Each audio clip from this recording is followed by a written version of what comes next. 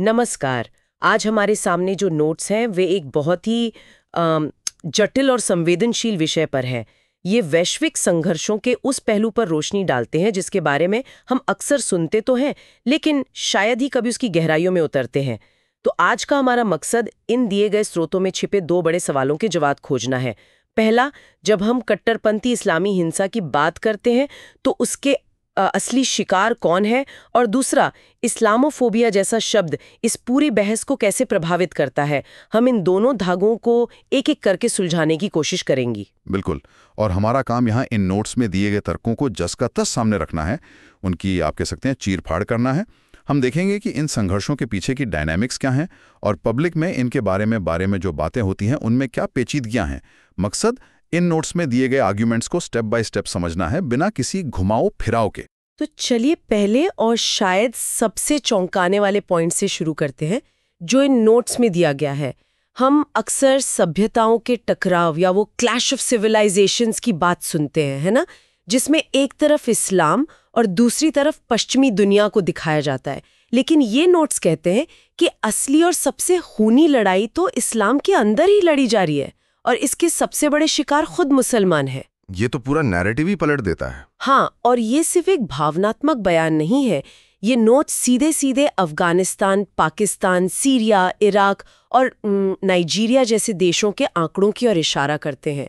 ये कहते हैं कि जब आप देखते हैं कि तालिबान, आइसिस या बोको हराम जैसे संगठन हमले करते हैं तो मरने वालों, बेघर होने वालों या सताए जाने वालों में 80 से 90% लोग मुसलमान ही होते हैं। ये तस्वीरें हमें बताती हैं कि ये कोई बाहरी लड़ाई नहीं बल्कि एक गृह युद्ध है, एक वैचारिक गृह युद्ध। का मकसद इस्लाम का राज स्थापित करना है, तो वे मस्जिदों पर ही क्यों हमला कर रहे हैं? अपने ही लोगों को क्यों मार रहे हैं? क्या इन नोट्स में इसका कोई कारण बताया गया है? ये तो अपने ही पैर पर कुल्हाड़ी मारने जैसा लगता है। ये बहुत ही वाजिब सवाल है और इसका जवाब इन समूहों की विचारधारा में छिपा है जिसका जिक्र नोट्स में किया गया है। यहाँ तकफीर नाम का एक कॉन्सेप्ट सामने आता है। तकफीर? जी, तकफीर एक अरबी शब्द है जिसका मतलब है किसी मुसलमान को काफिर या धर्मद्रोही घोषित कर देना। अच्छा, तो ये बस किसी से असहमत होना नहीं है, ये तो उस पर थप्पा लगा देना है कि तुम अब मुसलमान ही नहीं रहे। बिल्कुल। इन कट्टरपंथी समूहों के लिए एक उदारवादी, सेक्युलर या बस अलग तरह से सोचने वाला मुसलमान सिर्फ एक अलग राय रखने वाला इंसान नहीं है। उनकी नज़रों में वो इस्लाम को दूषित कर रहा है, उसे कमज़ोर कर रहा है। और इस विकृत सोच के मुताबिक इस अंदर के दुश्मन यानी धर्मद्रोही को खत्म करना किसी बाहरी गैर मुस्लिम दुश्मन को मारने से भी ज़्यादा ज़रूरी है। वे इसे एक तरह की आंतरिक सफाई या वैचारिक शुद्धिकरण के तौर पर देखते हैं। बाप रे! तो ये एक तरह का वैचारिक ऑटो इम्यून डिजीज जैसा है, जहां शरीर अपने ही सेल्स को दुश्मन समझकर उन पर हमला करने लगता है। नोट्स में कुछ खास तरह के टारगेट्स का भी जिक्र है क्या, जिससे इनकी ये रणनीति और साफ होती हो? हाँ, और वो टारगेट्स बहुत कुछ कहते हैं। नोट्स इस बात पर प्रकाश डालते हैं कि ये हमले अक्सर मुस्लिम बहुल शहरों के भीड़-भाड़ वाले बाजारों में होते हैं या फिर मस्जिदों पर, खासतौर पे शिया या सूफी मस्जिदों पर, जिन्हें ये कट्टरपंथी गुमराह मानते हैं। स्कूलों को निशाना बनाया जाता है। इसका मकसद सिर्फ मारना नहीं होता, बल्कि समाज में डर का एक ऐसा माहौल बनाना होता है जहां कोई भी उनके विचारों से असहमत होने की हिम्मत ना कर सके। ये एक संदेश होता है, या तो हमारे जैसे बन जाओ या मरने के लिए तैयार हो।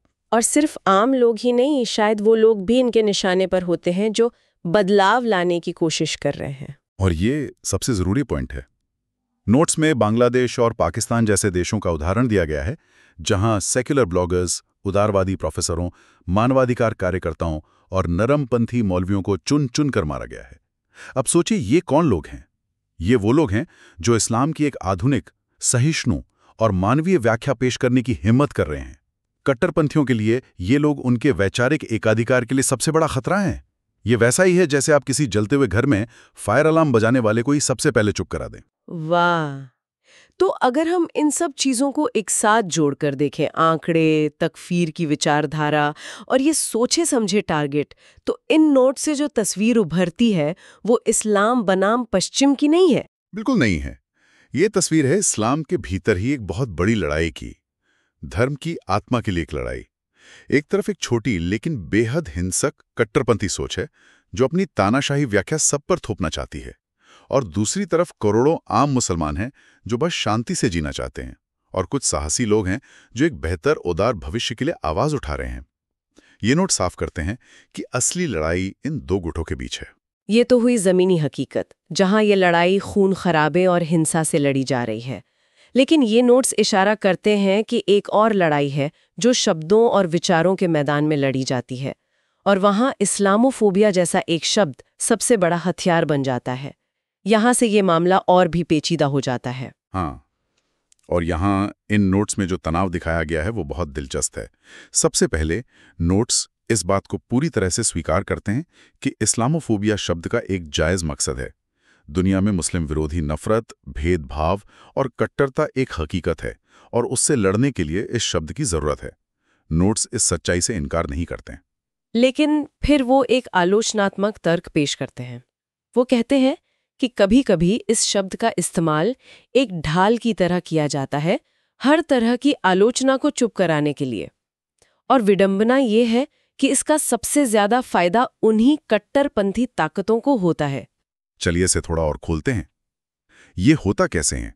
इन नोट्स के मुताबिक इसका मैकेनिज्म क्या है? नोट्स एक पैटर्न की ओर इशारा करते हैं। वो कहते हैं कि मान लीजिए कोई व्यक्ति या संगठन कट्टरपंथ की विचारधारा की आलोचना करता है, यानी उन खास विचारों की जो हिंसा और नफरत को बढ़ावा देते हैं, तो अक्सर उस पर फौरन इस्लामोफोबिक होने का लेबल लगा दिया जाता है। नतीजा, कट्टरपंथ की जड़ों पर कोई भी समझदार और जरूरी बहस शुरू होने से पहले ही खत्म हो जाती है। बातचीत का दरवाजा ही बंद कर दिया जाता है। तो इसका मतलब है कि लोगों और विचारधारा के बीच की रेखा धुंधली कर दी जाती है। जैसे किसी खास हिंसक विचारधारा की आलोचना को पूरे मुस्लिम समुदाय की आलोचना मान लिया जाता है। नोट्स में इसके कुछ और उदाहरण भी दिए गए हैं। हाँ, दिए गए हैं।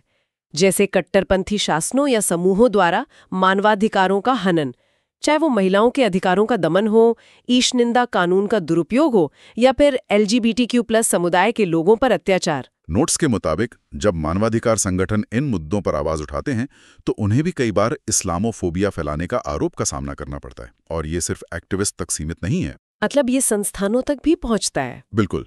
नोट्स में खास तौर पर यूके के ग्रूमिंग गैंग स्कैंडल्स का जिक्र है। वहां का तर्क ये है कि कई सालों तक पुलिस और सोशल सर्विस जैसी संस्थाएं अपराधियों की सांस्कृतिक या धार्मिक पृष्ठभूमि के बारे में बात करने से डरती रहीं, क्योंकि उन्हें डर था कि उन पर नस्लवादी या इस्लामोफोबिक होने का आरोप लग जाएगा। इस डर से जो स्थिति पैदा होती है उसे नोट्स संस्थागत पक्षाघात या इंस्टीट्यूशनल पैरालिसिस कहते हैं। ये उस डॉक्टर की तरह है जो मरीज को ये बताने से डरता है कि उसे कैंसर है, क्योंकि उसे लगता है कि परिवार वाले नाराज हो जाएंगे। इस चक्कर में बीमारी बढ़ती जाती है। लेकिन यहाँ एक असली खतरा भी तो है।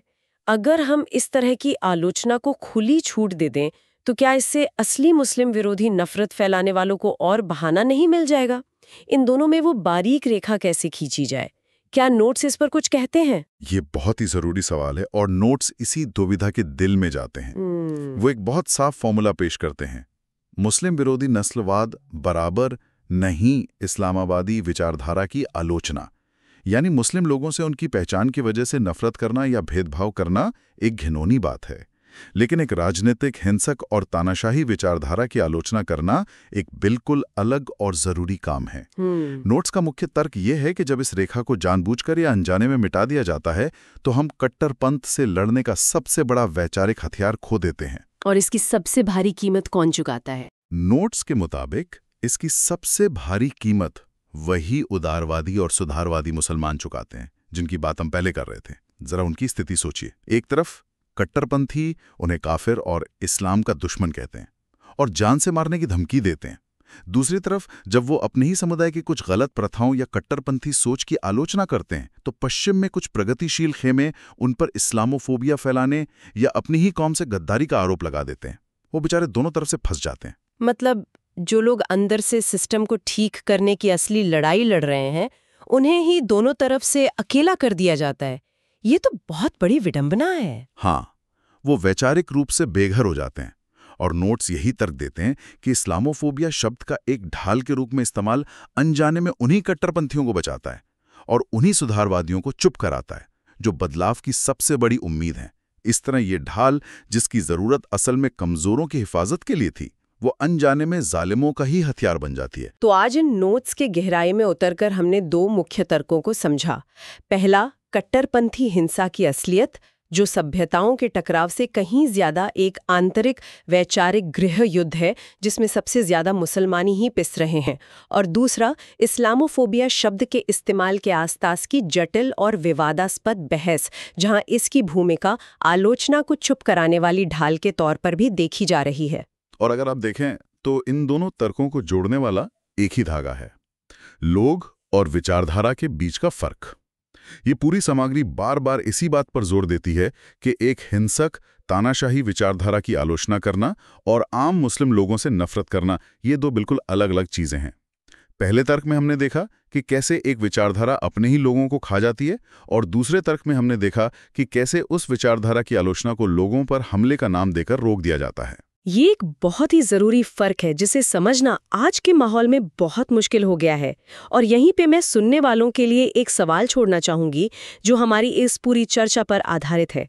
अगर, जैसा कि ये नोट्स तर्क देते हैं, हमारी पब्लिक डिबेट एक विचारधारा की जायज आलोचना और खुली नफरत के बीच फर्क करने में नाकाम हो रही है, तो फिर वो कौन से नए तरीके, कौन सी नई भाषा या कौन से नए फ्रेमवर्क हो सकते हैं जो समाज को बिना और बांटे या नुकसान पहुंचाए ये मुश्किल लेकिन जरूरी बातचीत करने में मदद कर सकें।